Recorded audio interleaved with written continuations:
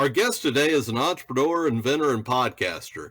He got a degree in aerospace engineering from Texas A&M and worked for the Boeing company. He soon realized he liked aviation and airplanes, but not big companies and bureaucracy. Seeking a role with more impact, he moved to the Dallas-Fort Worth area, got interested in telecom, and became a project manager for a small company. Over the years, that small company got gobbled up by large companies. Soon he found himself once again back where he started, working for large bureaucratic companies. In 2002, he invented a thin, flexible wallet that carried twice as many cards, but was half as thick as most wallets and flexed for comfort. He didn't quite know how to best proceed, so he created a crude prototype out of cardboard and plastic pockets. And he also found a local patent attorney and filed a patent on his invention. Now his invention felt real to him. Like many inventors, he soon discovered that inventing was the easy part. Achieving commercial success was the hard part. Along his journey to success, he manufactured wallets in China, sold to thousands of individuals at flea markets, on military bases, VA hospitals, and even on QVC for 2 years. Customers loved the thin, flexible wallets, but every time he attempted to license the concept, there was only mild interest. Finally, in 2015, after 5 years of persistence, he licensed his invention, now called the Wonder Wallet, to All Star Products, a large as seen on TV distributor. The Wonder Wallet was a huge TV sales success story, selling in over 10,000 retail stores, accruing over $30 million in sales. Today, he continues to invent, but also focuses on helping other inventors to succeed, providing a variety of resources to help them. He has over 5 years of blog content on inventing topics. He also provides weekly webinars for inventors called License Your Invention for Royalties. Additionally, he has a digital online course, Land Your License Deal. In January 2019, he started a podcast interviewing successful inventors called Inventors Helping Inventors. Today, his weekly podcast is heard on all the major platforms in the U.S., Canada, and 15 other countries. Listen Notes ranks it in the top 1.5% of podcasts worldwide. In October 2020, he launched a boot camp for inventors called the Inventors Boot Camp. Without further ado, Alan Beckley. Hey. Good to be here. Thanks so much, Greg. Well, thank you for being here. Now, Alan, can you take a few moments and fill in the gaps from that intro and bring us up to speed with what's going on in your world today? Sure. I think the intro kind of covers the past history. In my dark days that all inventors face, where every day you ask yourself, why the heck are you doing this thing? I said to myself, if I ever achieve success, I'm going to reach out and help other inventors to succeed. And so when I achieved success via direct response TV, then I remembered that vow. And so part of that effort was to create the Inventors Helping Inventors podcast so that thousands of inventors could get a message of hope, as well as also being informed from successful inventors and the tools, tips, and tactics they used. And then from there, then I branched out a bit, and I do have the online course you mentioned that is really a step-by-step how to license your product, as well as the free webinar I do, and then the boot camp for inventors called the Inventors Boot Camp. And then last but not least, just in the last few months, I've started an inventors membership group, also called Inventors Helping Inventors.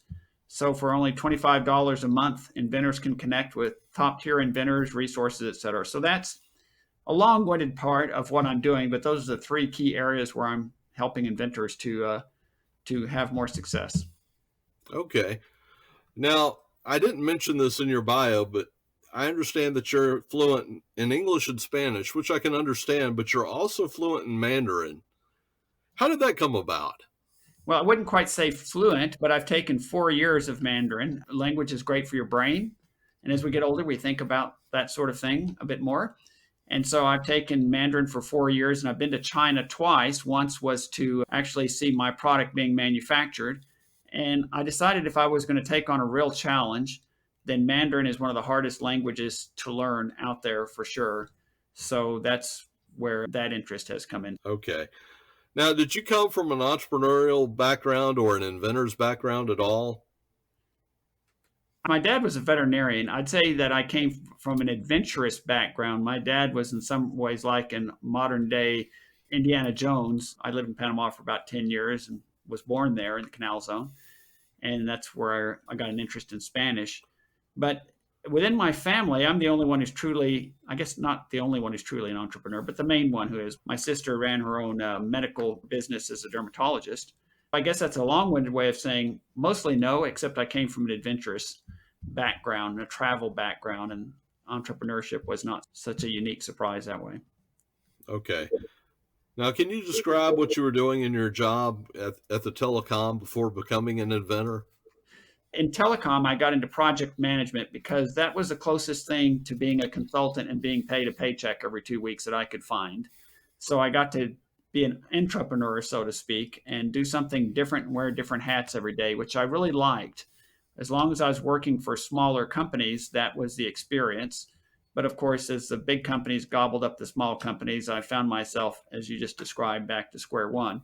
So, again, a bit of a long winded answer, but I was attracted to the aspect of being able to do a variety of different things and as an employee and grow my skills and be a little bit more in the marketing side of things than the engineering side as much. Okay. Now, as a project manager, how many projects were you managing typically at the same time? So typically 3 or 4 in the sort of waning years, which, it's the same story as a variety of corporations where, they have too much work for too few people, and you soon see that they're not going to be hiring more people. And so you realize you're going to be overtasked. And that frustrated me. Is one reason I was happy to leave ultimately was because I wanted to serve my customers. And when you're just floating with 3 or 4, even some of my colleagues had 5 different projects to run at once, you can't really serve your customers very well, but there's not going to be any more hands on deck. So I just found that to be frustrating. How did being a project manager help you at all? Were there any transferable skills? There were a lot of transferable skills. You have to keep a schedule as a project manager. You have to look at a project and a start and end date, and really working with customers and understanding what their needs are and matching against what you can do. I think largely as an inventor, if you're going to achieve success, you need to look at it as a project also and apply a discipline to what you're doing. So, really, almost everything I did as a project manager was transferable to what I have done as an inventor as well. Now, how did the Wonder Wallet come about? And at the time, I realized you were calling it the Savvy Caddy. Right, right. So, way back when in 2002, like so many things, I found a problem. And that is, most of us carry quite a few more cards than we would normally say if somebody were to ask. You say, how many cards you carry? Oh, I don't know, 4 or 5. And they open up a wallet and it's 2 inches thick. And it's like you're carrying more than 4 or 5 of something in there. And so I was typically carrying maybe 12 or 14 different cards. And these aren't all credit cards, it's just ID cards for work and this and that and the other, all the things we get, store cards, anything, Sam's Club, all the rest of it. And I spent the better part of 2 years trying to solve the problem of a thick, bulky wallet and sitting on this big, thick deck. And one morning in the shower, I was thinking about why is it if I get a bifold or trifold, it always ends up being thick, just like a deck of cards. That was my thought process. And I thought, what if you could cut the deck? And so I got out of the shower and I laid 4 cards out side by side. And I thought, if that would fold up and fit in a back pocket, it would be 2 stacks of cards, not one. And it would automatically be half as thick. And that was the beginning of the idea. And then it also turned out that the end result was flexible. So it flexed between the cards so it didn't hurt when you sit on it. That's where the original idea for Savvy Caddy began. I saw a real valuable product there that I was unwilling to let go, and I was going to see it through to success. Now, describe the prototyping process, what materials you used, and how many iterations you went through. Well, that's a great question. I went through a lot of this was an early prototype. As you can see, it doesn't look too exotic. I sewed it up myself with swatches of leather and upholstery needles. I went through probably a total of around 9 or 10 different prototypes. And each one was a little bit more refined in terms of measurement and other things. Probably the first two, three, four were the ones that were fairly significant in changes until I felt like I had what I wanted when the dimensions were right and everything. In terms of materials, again, it's made of leather, and I needed plastic inserts to be a little different than they are in most wallets. So I just went and got inserts from the store, and I'd cut them up with scissors and tape them together in the way I wanted and put the whole kit and caboodle together as a proof of concept so I could know for a fact that it would work. And then I knew when it came to manufacturing, you could manufacture them however you wanted them manufactured. What were your steps after doing that? So now you got this prototype. So that's great. There's no money in that. So it's like, how do you market it? And the key thing I'll say to any inventor, marketing is dramatically harder than even patenting, right? Because patenting is just a process. Even prototyping, it's a process. And marketing is too, but most of us creative people don't naturally think in a marketing sense. So the key was to find a way. I wanted to get it licensed to a large wallet manufacturer. And I spent 3 years pitching to the wallet manufacturers before I realized I could be spending 10 more years. But one of them told me, look, your product has to be shown to be understood, right? And so this is a sell on TV product. You should take it to, QVC. So that ultimately changed my direction where I did go to QVC, and I was there for 2 years. And when I had success on QVC, I became firmly committed that it really was a direct response TV product, a DRTV product. And I spent 5 years of persistence before I succeeded in getting it to All Star Products, where it turned out it was very successful on DRTV. How did you get on to QVC? How did they discover you, or how did you pitch yourself? So the way that I got to QVC, I found a gentleman that knew a QVC rep, just like any kind of product rep that works with people who are coming onto the show. And he knows what the buyers are buying, et cetera. And I reached out to him. He thought it looked interesting. We did some back and forth on it, and he took it and presented it to a QVC buyer, and she liked it. She ordered a few more than I thought she was going to order. So then I had to make let's say, an adjustment, so to speak. But basically the path that I got to QVC. Okay, let's talk a little bit more about QVC. Did you have to stockpile product?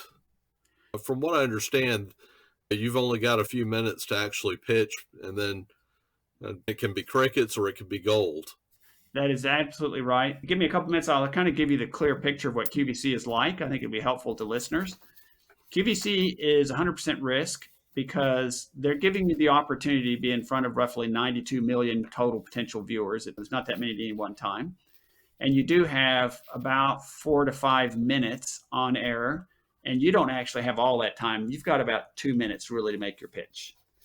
So at that time, I think it's still true, a typical QVC buyer, if he or she liked the product, would order somewhere between, I'd say, $40,000 to $60,000 worth of retail product, right? Now that's not your wholesale cost. Mine was about 3,000 wallets that I needed to get manufactured, get ready to go, get them shipped to QVC. They had to be in QVC warehouse on a particular week. And that was quite a logistics chain from China through the Panama Canal to New York, et cetera. They help you a lot. They have you come to QVC, you do some practice, you do some training, you know what it's like to be in front of the camera. They want you to be successful. But the key thing is when you go on air, as we just described, in your segment, you'll have 4 to 5 minutes, and it could be any time of the day or night whenever they've scheduled you. And your success or failure is all about dollars per minute. Whatever your sales rate is compared to everyone else in that segment, you should be in about the top 1/3, ideally, and you'll be invited back. In other words, if you do well enough and you sell well enough, and you still have some inventory, then they will have you back for another airing, which is what happened on the first year. In the second year, I got through one airing, and then in the end, I got a return of the remaining inventory to me. Did you ever pre-sell or get people lined up to call in? I actually didn't do that. I imagine there's people who do. I mean, you could tell your friends when you're going to be on and encourage them to buy. But in general, right, QVC doesn't particularly encourage that. But even with that, there's millions of people who are going to be watching, and only a tiny fraction are going to order. But that's still enough to be quite successful. So It's really about creating a compelling pitch that somebody watching the show will say, "Oh my gosh, I want one of those." That's the Okay. key.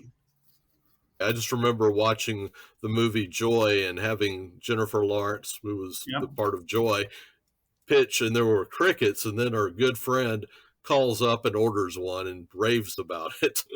My QVC rep was telling me, because he was sitting in the green room watching on the very first pitch, which is always one you don't know exactly how it's going to go. And he said he was just seeing it flatline, And then I did the first demo, it went bang. And I did another demo, it went bang. And I did another demo. And so after we got done with that, and it was generally successful, he says, "Alan, you need to focus on demos." He said, "The next time, get right to the demos, because that's when you're getting your sales pitch, your sales." Why do you think that people were so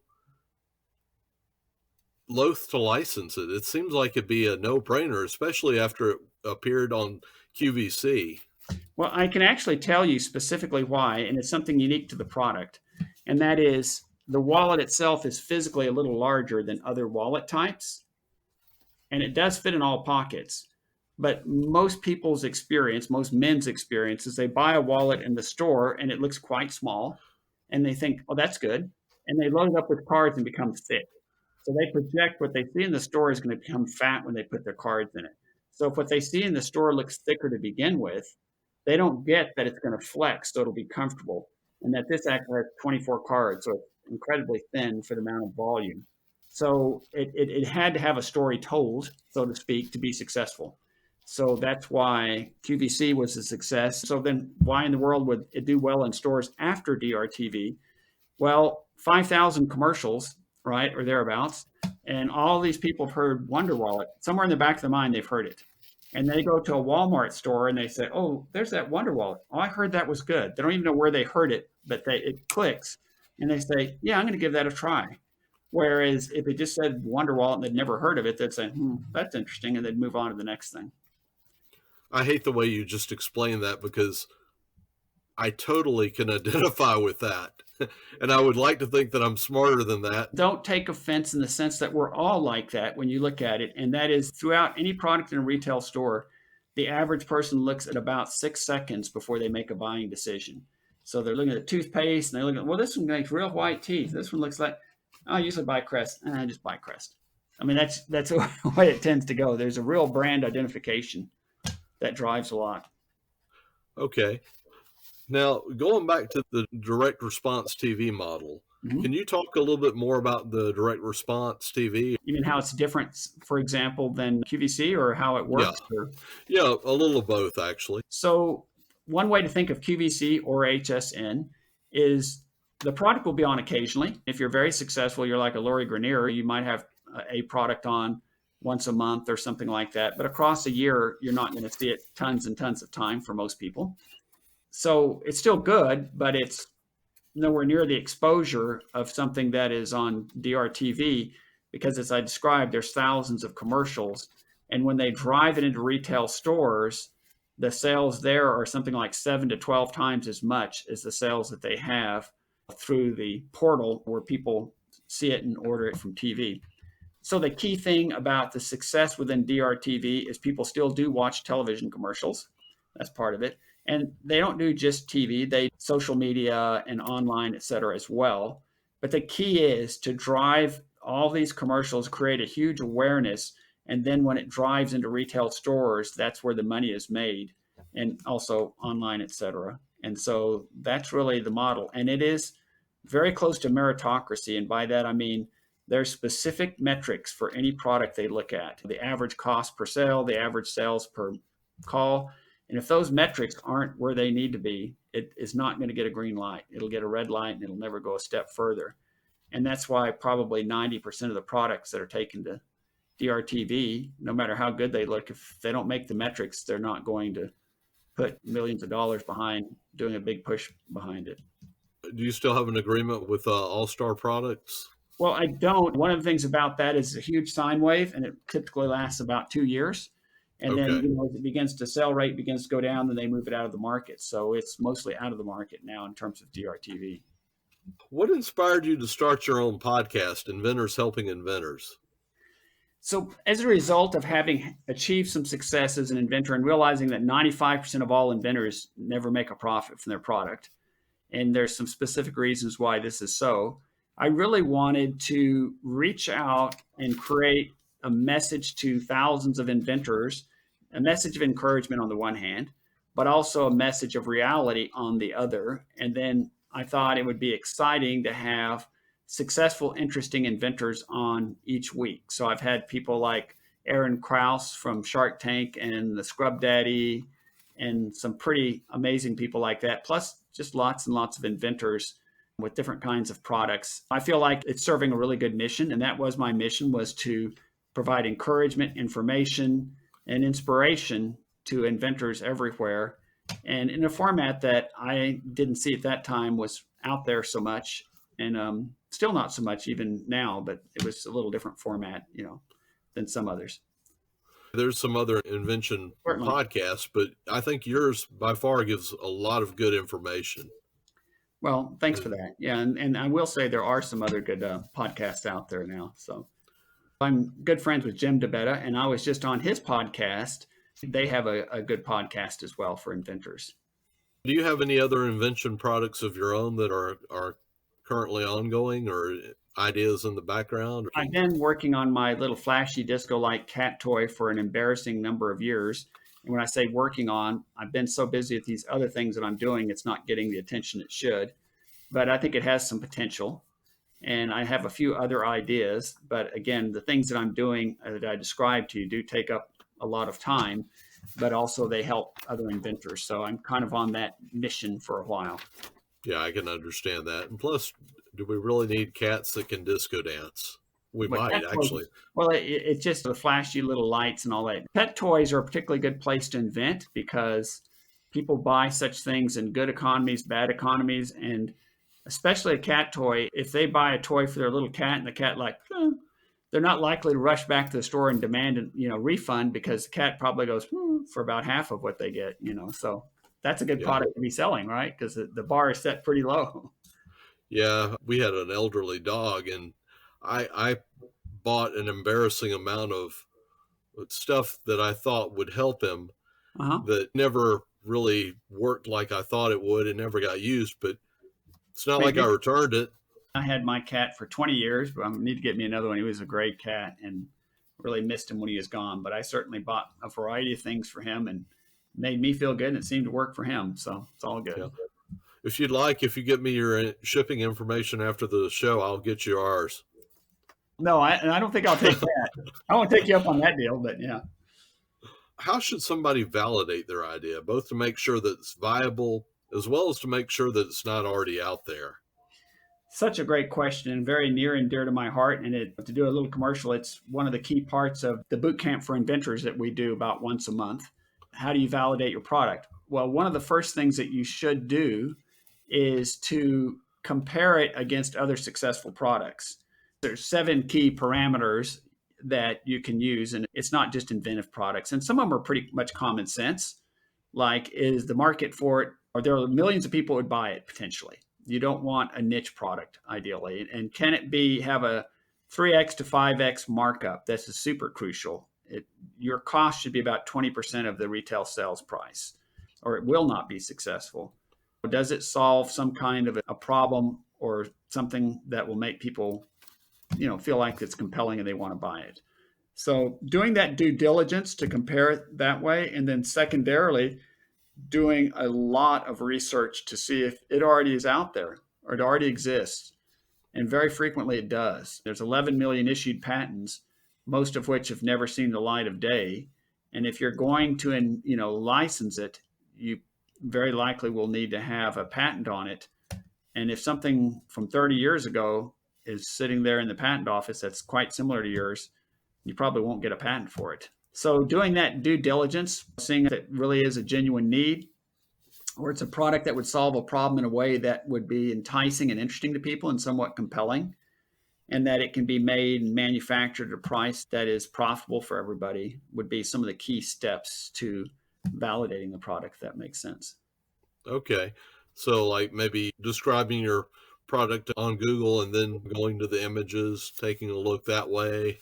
That's a good one. Um, That's a good place to start. I always say that the two A's plus Google. I say Amazon, Alibaba, and Google Images is a great place to get started because you will find lots and lots of things there. Even QVC.com and HSN.com, because every month they debut products that haven't been seen anywhere else. But it's frustrating to inventors to go through this research process, but it's one of the best things they will ever do because otherwise they could spend thousands of dollars on a product that 2, 3 years down the road they find out they're not going to get a patent for. And if they had done some due diligence in the beginning, they could have saved themselves a lot of money.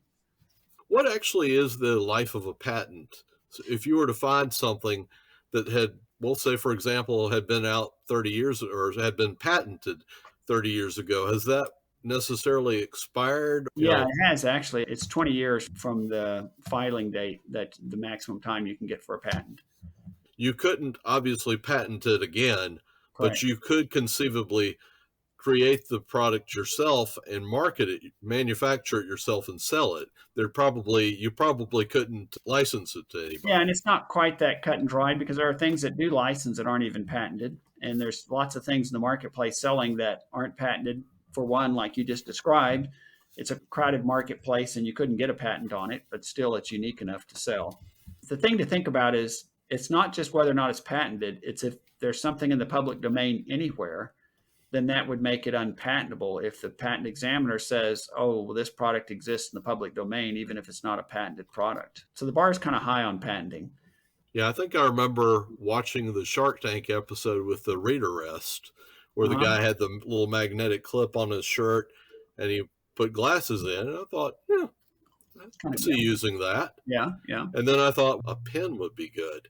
yeah, And yeah. I went on and I think I looked on patents.google.com. And lo and behold, I think Very- Charles Krauthammer had patented it, the former political pundit. Huh, how interesting. So I think he had quite a few actually, but that was my moment in the sun that lasted all of like I think 3.5 minutes. Even Michael Jackson had a patent on an item that would sort of nail into the floor that could connect with his shoes so he could lean back at an impossible angle. This is Mm-hmm. where he came up with this for one of his videos where he leans way far back or way, I think it's way far forward, and the heels of the shoe were being held tightly to the floor so he could do this seemingly impossible task. So, and there was a patent in his name for that. So, So going back to, I have this great idea for a product, and assuming I hadn't already found it, can you walk us through the steps to commercializing it? sure. After you've done, as we talked about earlier, your due diligence and your validation, where you feel like you've really got something, and that's not just talking to your friends and family. Ideally, show it to somebody at a store that would be a potential buyer and ask them their opinion. Do you think this might sell in your store, et cetera? But then once you think you've got something, then you would at least file probably a provisional patent application, which just gives you 1 year of being able to say that you're patent pending and it doesn't cost much. And then the next thing is to start doing some research on what kind of companies might buy it. Here I'm recommending the idea of licensing as opposed to building a business around it. You can do that, but I've done both, but venturing can be very expensive. Licensing means somebody else takes the product on for you and pays you a royalty. So, doing some research and to see what companies have maybe similar product lines and where your product would be of a benefit to them and give them an additional bite at the apple or something that's of value. And then the process of getting in touch with them, which most inventors don't enjoy doing, but it's trial and error, et cetera. And then seeing if you get a chance to pitch it to them in a short meeting and show them why it might be a great product for them and see where it goes from there.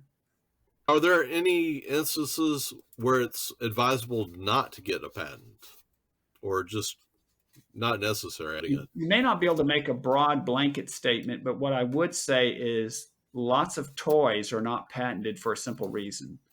And that is, it typically takes about 3 years for a patent to issue. And the lifetime of probably 90% of new toys in the marketplace is less than 3 years. In other words, it flies and it dies inside of 3 years. So why would you spend thousands of dollars to get a patent for something that by the time your patent issues, it's already done, so to speak. That's what I've heard as to a reason why a lot of toys, there are some that are patented, but a lot of toys are not patented for that reason. Roger Brown is an interesting man who's had a lot of success, and he doesn't patent anything, but his approach is he does do a provisional patent, just while he's introducing it to them. And he makes them a deal and says, look, if you want to license my product, then I will let you take on the utility patent. In other words, you can file and pay for the utility patent, and it will be in your name. In other words, as long as you're selling my product, right? But if and when the deal terminates, then the patent would then be assigned back to me. And he's done that for probably 20 years and had quite a bit of success with it. So that's a creative way where he wouldn't take on the expense of patenting. How would you go about finding a partner to license with today? So what I would do is kind of similar to what we just described. Is I would say, okay, what is my product? Let's say it's a travel related product. That's another area that's often good. People doing air travel or what have you. And then I would say, so what is the unique or compelling sales point of this product? And what kinds of companies might be interested in having that? So it could be somebody like American Tourister or somebody that makes baggage and things like that. Would it be something that would be something nice for them to have? And then do some research and try to think broadly. What are a variety of different companies that it might be worth approaching that would see some benefit in it? And then it's just kind of a trial and error and seeing what works and where there's interest, if that makes sense. Okay, yeah, that does. I can imagine where LinkedIn would probably could come in very handy with that. It is. In fact, Stephen Key has written a book about specifically using LinkedIn. I don't remember the title of it, but using LinkedIn as a resource for one to find company names and who some of the company officers are. So that's actually quite a good resource to get you started down that way as well. Okay. Now, you're in negotiations with the company. What's a fair royalty deal? Are we talking like 60%, 70% for me, or which sounds pretty good, but I'm also thinking I might be overreaching. You are way overreaching, but I'll explain why. There's no such thing as an absolute typical royalty, so there's kind of a range, and it's small. In other words, in DRTV, a royalty can be 2 or 3% of gross sales, all the way up to maybe 7% for certain kinds of products. And at first, it seems like, well, that's not fair. That's hardly anything. Well, if you look at it in the right way, a company that's successful, All Star Products is a great example. At the end of the day, for all the things they do, they make about a 10% net profit margin on all their sales. So if they're paying you a 2% royalty, effectively for every $10 coming in and profit to them, they're giving you two of them. So that's not such a bad deal, right? But a lot of inventors are very short sighted and they get too greedy and they tell a company they want to say 5% royalty. Sometimes people say that's an average royalty and the standard deviation is too high, but let's just say it's an average royalty. And the company comes back and says, well, we never pay more than 4%. And the inventor is like, oh, well, and thinks they're trying to rip them off. And they walk away with no deal when they could have had a great deal with a 4% royalty. It was a whole lot better than nothing. So that pride is very expensive. I call it inventor greed. Get the best deal you can and then move on because that deal may be much better than you thought it was. Yeah. So, yeah. That sounds like it'd be a very good deal, actually. It'd be a very good deal, actually. Yeah. The other one, while I'm on the subject, is if there's two parts that give you an idea to the extent that the royalty is a good deal for you. It's what I call the footprint. How many stores are they going to get it into? Times the royalty. So when you say DRTV only pays maybe 2%, sometimes you think, well, that's a rip. Oh my gosh, all these other people paying 5%. But if it goes in 10,000 stores at that 2%, and this other manufacturer would have it in 3,000 stores at 5%, I'm thinking you're coming out in a pretty good deal with that 2% royalty after all. So you really have to look at the whole picture to make a decision. Okay. Now, after it's licensed and after you've got a royalty deal and maybe the first couple of checks have come in, what typically do they require of you? Because I can see where it'd be in all parties' best interest for you to maybe do a promotional commercial or to do some sort of promotions like an ad campaign or podcasts Is So that typical? it's not typical, but here's what I'll tell you is that every company is a little different, and they will generally not discourage you if you're going to do something that promotes it, right? But they are going to treat it as their own product once they take it on, and indeed, for the most part, it will be because they'll be doing all these things, packaging, manufacturing, and they're taking all those headaches off your plate, and they're much better at it than you are, anyways. You would want to get their permission to see if they're okay with you doing that. But in general, they're usually somewhat hands off. In other words, once a company has taken it on and you've reached an agreement and moving forward, they've got their own ways, their own sales channels, and they've been doing this for many years. And they're certainly willing to hear ideas and suggestions and maybe retailers that they're not in. But in general, they want the inventor to step back and maybe move on to something else and work on other products while they're moving forward with it, if that makes sense. I was just thinking, with your product benefiting from being demonstrated, and you've already been on QVC, that might be a kind of a no-brainer. But I offered, and they said, "Oh, thank you, no." And I wasn't offended because they actually took it a different direction than I would have. They took it to HSN, and they focused on women, which was actually smart because women buy more wallets than men, and they buy for their boyfriends, husbands, etc. So it actually was a better angle than I had taken. okay. Now, what are some common mistakes that you see inventors make? And I think you've already hit on a few of them, like with the inventor pride and Yeah. not taking the royalty deal. The first and foremost is, I guess it's a form of hubris that we all naturally think that our idea has never been seen anywhere ever before. And we don't think, well, there's almost 8 billion people on planet Earth. Every one of them has 10 ideas a day. What are the odds someone else has had this idea?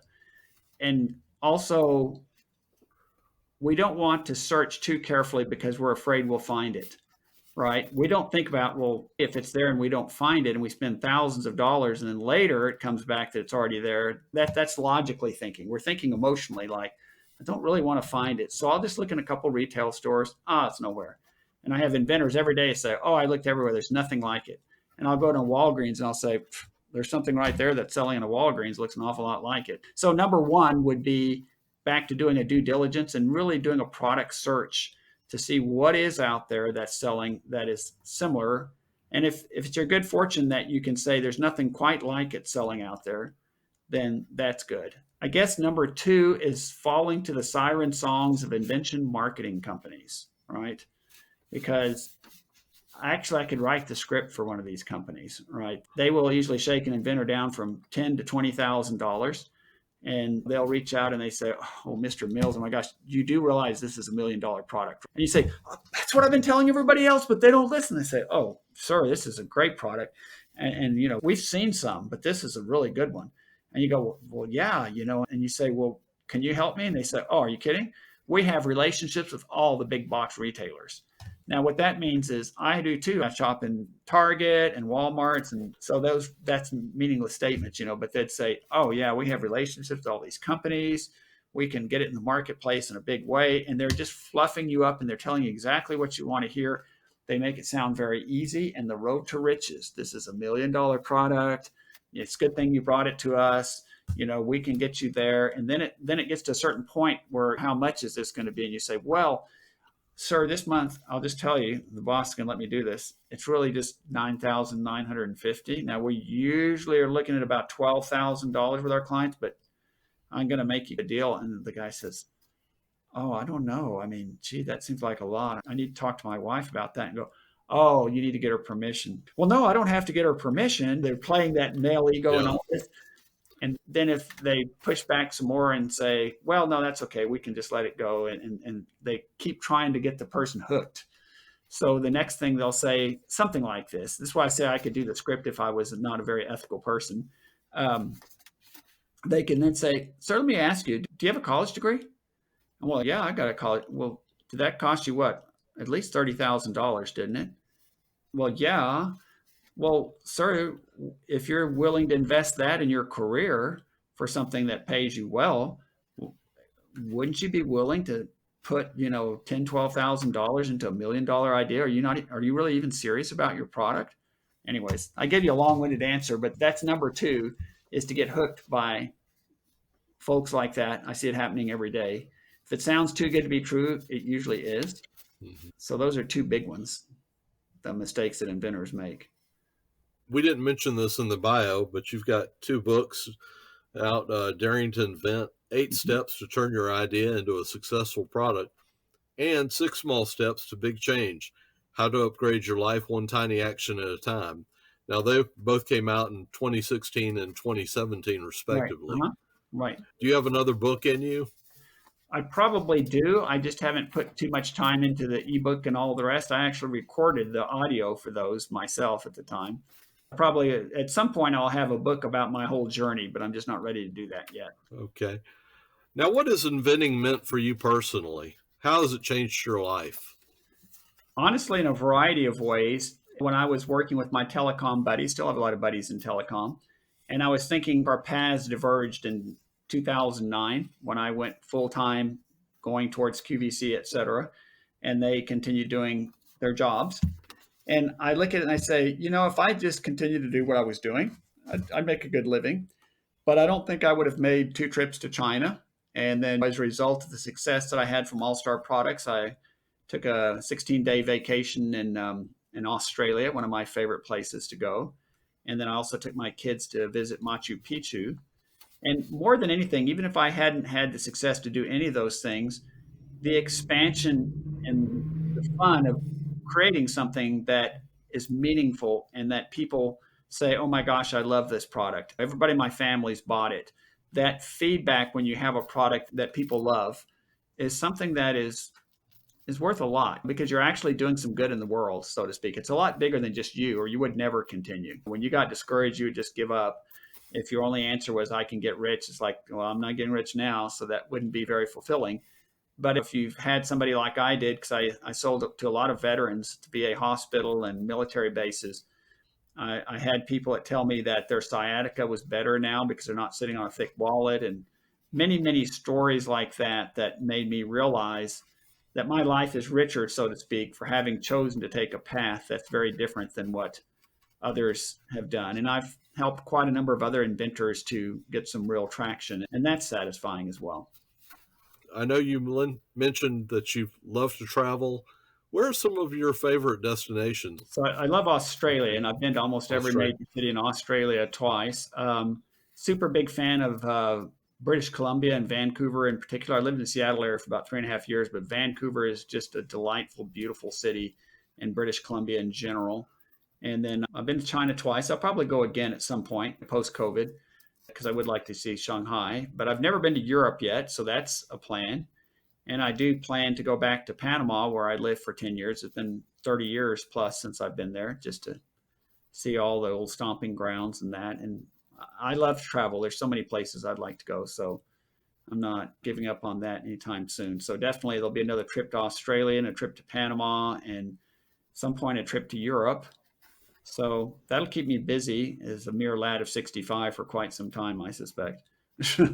Where do you like to travel domestically? That's right. I like going to the national parks. I like to make another trip to the Pacific Northwest. I did go visit my daughter in the San Francisco Bay Area this summer, and that was a delightful trip. Been once to Tennessee. There's so many places I'd like to go. Some I've been to, and others I haven't been to yet. So I just love to travel. I don't love the travel experience of Yeah. all the nonsense at the airport and getting on planes and all that, but I love the end result. Hmm. Let's get ready to wrap this up. All right, sir. What piece of software or app do you find indispensable helping in the invention process? We did talk about LinkedIn being helpful for sure. What else is a particularly good app for inventors? I guess Google, right? I mean, that's not exactly an app, but doing Google search on a variety of things. And I am pretty adept at using the USPTO.gov, Mhm. which is somewhat daunting if you don't know how to use it. A straight up answer would be developing skills to be good at researching things. So that could go back to Google again and various other places where you have the ability to reach out and see who are potential manufacturers and if the product's already out there, and being willing and able to do that research is something that's really valuable. Okay. Now, what's the number one piece of advice that you can give for our listeners? even though I'm an engineer, I will tell you, I think it's valuable to have passion about what you're doing. Do something that really matters to you, that hopefully aligns with your skill set, because that's going to sustain you when you hit barriers and things aren't going so well.